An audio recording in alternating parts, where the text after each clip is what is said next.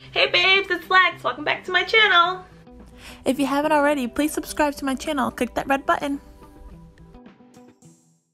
So, if you could already tell from my title, I'm going to be talking to you guys how I've been surviving an accelerated bachelor's of nursing program while also commuting.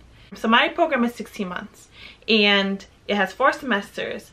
And I started in January and I am currently in my second semester. Well, finishing up my second semester. I've got about a little over a month left in this semester. So I want to tell you guys like how I'm doing and how I've been surviving while also commuting, because my school, I live in Connecticut and my school is in Massachusetts. So that is about, most of the time, at least a 2-hour drive. A lot of people think I'm crazy and they ask me, are you crazy? And my answer is yes, I am crazy. But then you do what you want for something that you want really bad. And this is something that I want really bad, so I do it. So I kind of wrote down a list because I don't want to forget anything and leave anything out.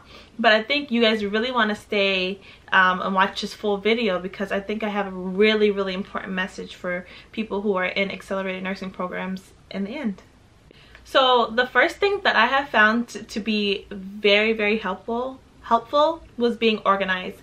In my prior degree, like I wasn't really organized, but being in an accelerated nursing program, I think it is priority to be organized. And for me to be organized, I use my Happy Planner, and I'll leave a link below for people who don't know what it is or whatever. But I use this planner here. It's the Happy Planner, and I love the size of it. And this is not like, I'm not sponsored by anybody or anything, but this is just something that I love using. I color coded. I have the days of each class. I have my classes and my schedules and everything that's due. So I use it like this, and it works very well because you get your week at a glance and you get to see everything that's due. So especially as a commuter, you want to know everything that's due, because you don't want to feel like you're forgetting something, or you don't want to be forgetting something and all of a sudden you have to be on the road and something's due but you can't do it because now you're on the road and you're driving. So this is a really good idea to have. You can use any planner, but this is the one that I use and it has been working wonders for me in being organized.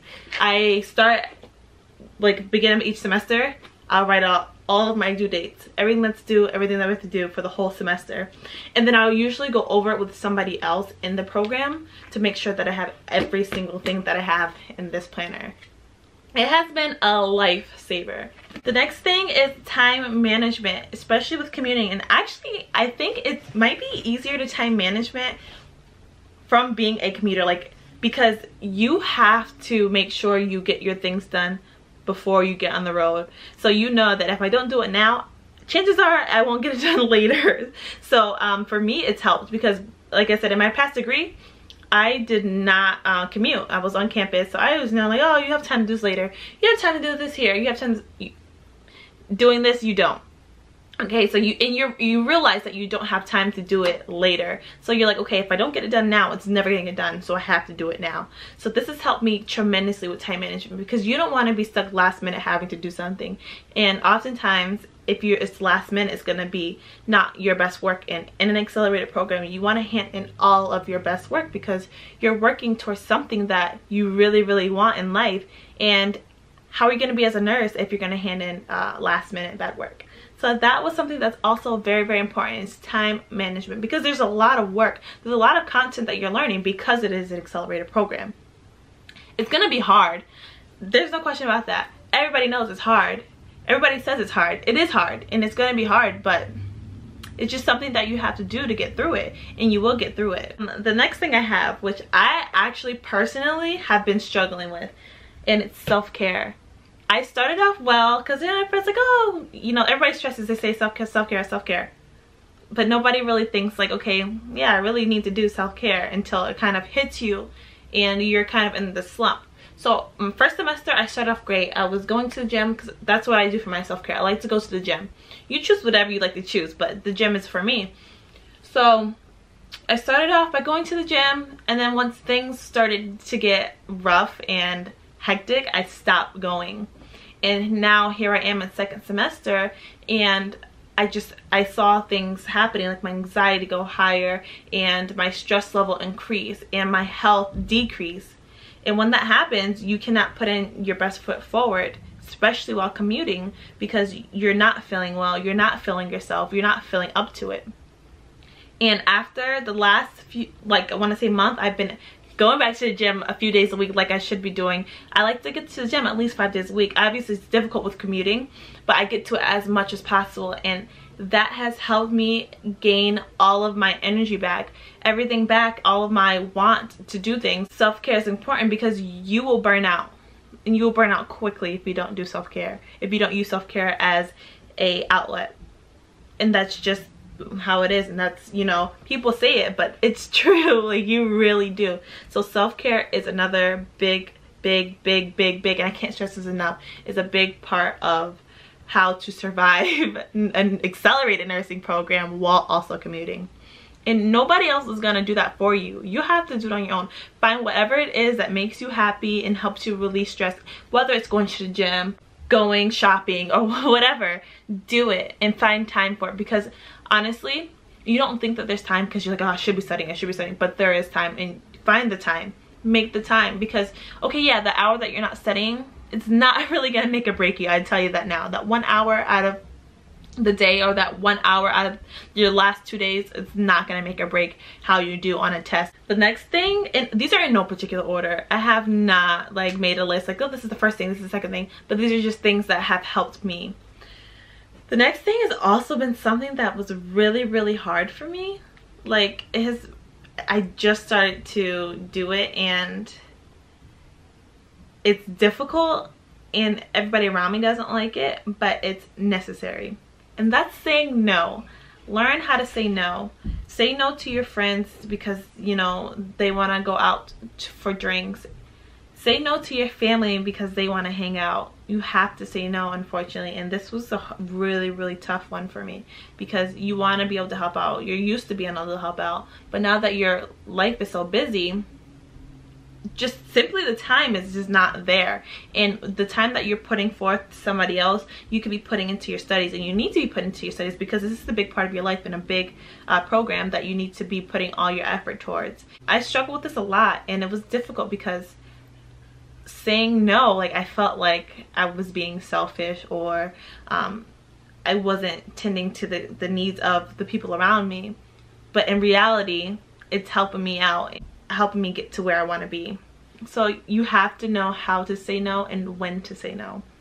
And it's going to be difficult in the beginning. It's going to be so difficult, and I agree, it is difficult. It's hard for everybody, but you have to get to a point where you value yourself and value your success in that program enough to say no, and say that I have to do what I have to do to survive this program.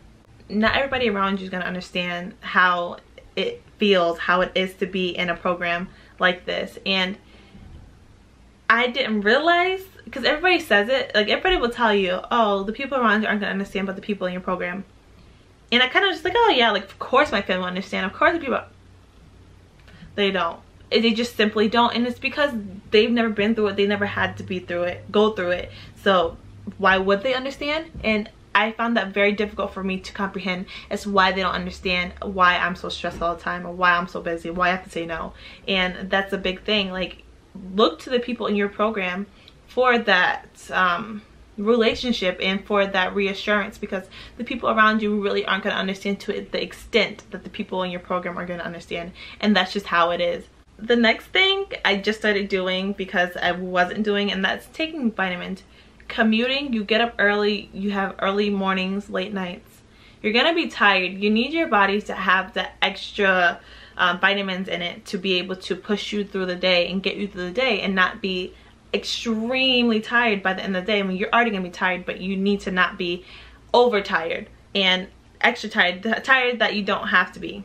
So it helps with increasing your energy level, I think. I've seen a big difference. I also have an iron deficiency, and I've been starting to take my iron again. So I think in a combination, like, that helps so much. Take vitamins. Find a good vitamin that works for you. I've been using like a 1-a-day women's vitamin, particularly for women. I'm big on like targeting your body type and targeting who you are and what makes you up physically to get you the essential vitamins that you need. So if you are a woman, take a women's vitamin, or find something that fits you. Do your research, because the best thing that you can do is do your research and get what's best for your body, and you will feel amazing after. So I would start off by taking your vitamins rather than like waiting. Now I'm almost halfway through the program and I'm just figuring this out.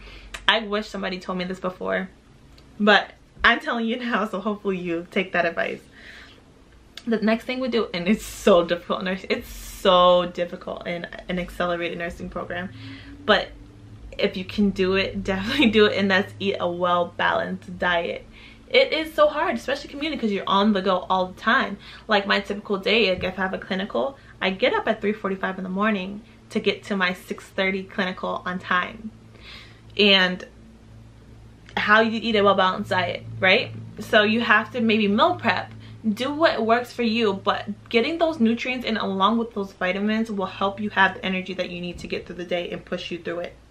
Yeah, you're gonna be lagging at first because your body's not used to it, but then your body's gonna get used to it, and then you're gonna have the energy that you need to be able to think properly, to be able to get through the day, to be able to be here in the moment while you're at clinical or at school or in classes or whatever. My luck is that my classes are online. All my classes are online. I just am on campus for labs, clinicals, and tests. But we have 2 clinicals a week, we have 1 lab a week, and we have most of the time 1 test a week. So that's at least 4 days that I'm on the road, 2 hours back and forth. The next tip, or the next thing that I have done, was to, and I can only do this sometimes you just need your own space, but sometimes I will listen to lectures in the car. And I do not recommend doing this all the time, because you will drive yourself insane. Like insane. You will go crazy trying to listen to these lectures in the car. I've only had to do it maybe once or twice, and that was because I was kind of like cramming before an exam. It's not good, but sometimes it happens. Sometimes you have to. But I think you should use that car time as a time to breathe and relax and listen to your good music. Whatever makes you feel good, listen to that in the car, because that's a way to kind of just regroup and have that feeling of not having to worry about anything while you're driving. So definitely listen to the lectures in the car if you feel that's good for you. If not, and you're more like me, listen to lectures only if you have to in your car, and use that car time as time for you to just relax and regroup and get your thoughts together, listen to your music, let go. Another thing I would say, and this is more of a tip, is to not compare yourself. Do not compare yourself to other people in the program, because certain things may work better for them, and certain things that work good for them do not work good for you, or they may be better in certain subjects that you're not as good in. That's okay. Okay, they got an A in that class, great, good for them. They got an A on that test, great, good for them. You may have just passed it with I don't know, say you have to get a 78 and you got a 79 and they got a 90. Great, good for them, they did great. But look, you still passed, you're still making it, and you're gonna do better next time with the way that works better for you. Don't compare yourself, because when you start to compare yourself, you start to bring yourself down, and then you have self-doubt, and that's gonna make it so difficult for you to want to keep going and to keep going, because now you're very discouraged. You want to always be encouraged to do better and to do your best. And if you're comparing yourself to others, then you're just gonna make yourself feel bad, when in reality you're really doing well and you're making it. So that is another thing. Next, especially as a commuter and having just less time, like you're gonna feel like you don't have, like you're almost being like robbed of your time, because people who live close, okay, yeah, they may have a half an hour drive and they're home and they can use that time studying. Meanwhile, you're on the road 4 hours a day and you're missing those 4 hours of studying. You can't think like that. So this ties into get help early. If you find yourself struggling in some area, get help, because if the sooner you get help, the quicker you can nip it in the butt, and you can do better in that course without being stressed, because you're already driving back and forth 2 hours, 1.5 hours, 1 hour to your clinical, to your test. It's a lot. It is a lot. So you have to make sure you're getting that help earlier, and that goes into time management. Make sure you're using your time properly, because you want to make sure that you're putting your best foot forward and you're able to have time for everything that you need. This doesn't work for me, but it works for some people. I have noticed they will literally block out their planner, and they have time blocks. Like from 12 to 3, I'm doing this. From 3 to 4, I'm doing this. That doesn't work for me because I think it gives me like crazy anxiety because like, oh my god, I have to be doing this at this time. But for some people, it does work. The next thing would be to do, and this is what I found a struggle with, was finding a study partner. And because you live so far from campus, or it's difficult for you to drive back and forth, finding a study partner has become harder because there's nobody in your area. So what I did was I found a study partner that I could FaceTime with, and that has helped tremendously. Like first semester I didn't really study with anybody, just kind of studied by myself and got by like I did. But when you're studying with somebody, you gain a different type of understanding than you do when you're just looking at your notes alone, looking at your book alone, looking at the lectures alone. You get a different point of view that you may have missed something that they thought was important, and then now you both have these two important ideas that are most likely going to be tested on the test, but now you are able to see from somebody else's point of view instead of just your own and what you're focused on, and be able to add the extra information in that you need. And also they help because if you have a question on something and they're good at that topic, you're able to bounce back and forth with the person and look at think about ideas and what helps and whatever it may be. The next thing kind of goes along with self-care, but it's have that drink. Okay, take that nap. Not all the time, don't do it all the time, but sometimes some days are going to be rough, and some days you want a glass of wine. Have that drink and don't feel guilty about it. I spent a lot of days feeling guilty because I should have been doing schoolwork and I wasn't, and it really just messes with your mind because like I said before, that hour that you miss, do you think it's really gonna hurt you in the long run? Probably not. It really probably not. And it's important, and that goes along with self-care, right? Because you have to take care of yourself, and one thing they're gonna push that a lot of nurses do not do is take care of themselves, and that just leads you down a bad road because you're not healthy, you're not taking care of people properly like you should be taking care of them. You want to be as healthy as you can be so you can get your patients as healthy as they can be, right? That's the reason why we've started this program, is to be a great nurse. And the last thing that I think is so important is so many people tell you you can't do this. For my school, you have to set up a meeting with our advisor at the beginning of the semester. In the beginning of last semester, I had my meeting with my advisor, and she's asking me questions, and she's like, okay, like, you know, how are you doing so far, and tell me about yourself. And I was telling how I'm commuting and how long the commute is, and then she goes, oh, I'm concerned about you, like I don't know if that's gonna work for you. And I'm like, well, at this point it has to work because I'm already in the program, I've already started, like I can't just turn back now. So many people are gonna doubt you, and it's gonna be easy to feed into that doubt. But do not, because you can do this. So many people are gonna tell you can't do it. People tell you, oh, how hard this is, how hard that is. But nobody tells you that you can do it. And I'm telling you this because you can. I am proof that you can do it. You can do whatever you put your mind to. If you put your mind to it, you got it. You will achieve it.